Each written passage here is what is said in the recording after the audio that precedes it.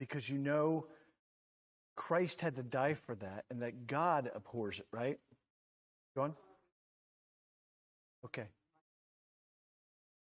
So you see this momentary enjoyment of the flesh and you say, wait, before I indulge in that, think about the destruction of my relationship or the barrier that I set between me and God at that time.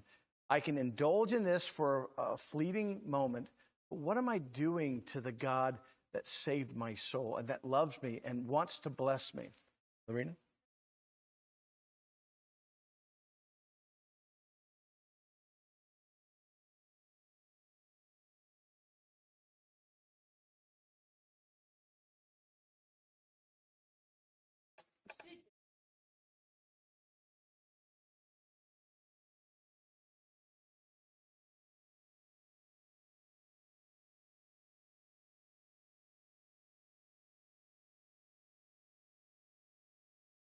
We wouldn't sin.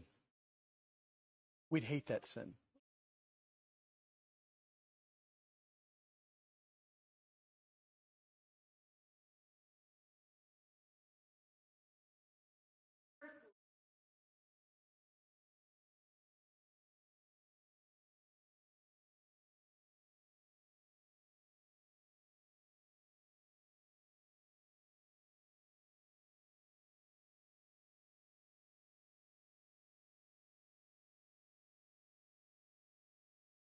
Right.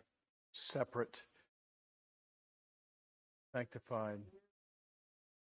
What if somebody sees us? Will that draw them away from God instead of drawing them toward God? Right. And I think of it too, like, frog doesn't have a desire to fly because that's just not who that frog is.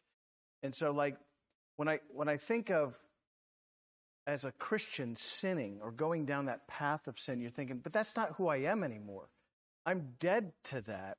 I have no desire to do that because that's not me anymore. And when you look at, and we'll close with this, I found a passage in Colossians that kind of details this a little bit clearer. Go to Colossians chapter, I know we're over. Colossians chapter 3.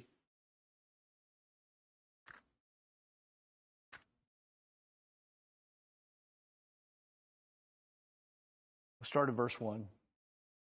If then you have been raised with Christ, seek the things that are above. So we're talking about this. This isn't me anymore to sin.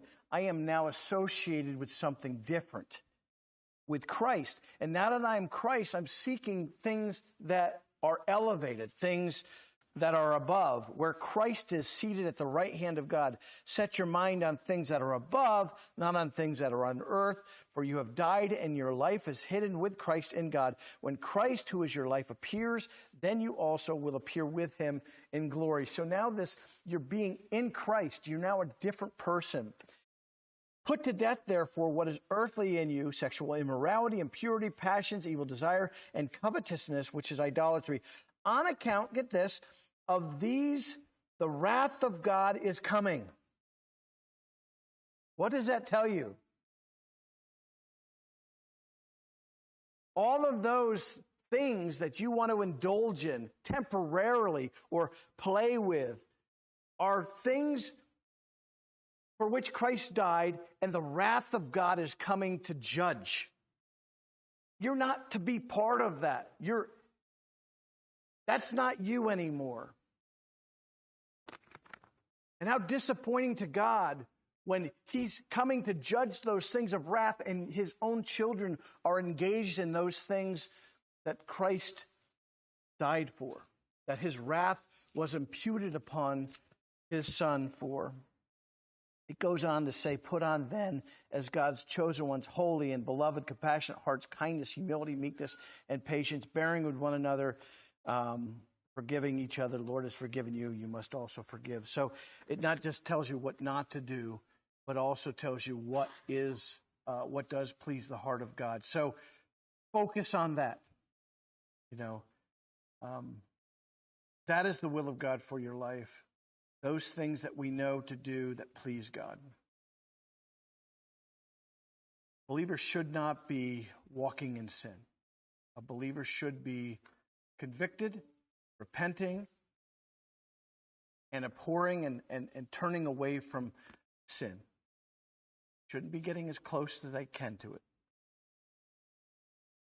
Any questions or thoughts? All right. Marvin, if you would close us and up next one.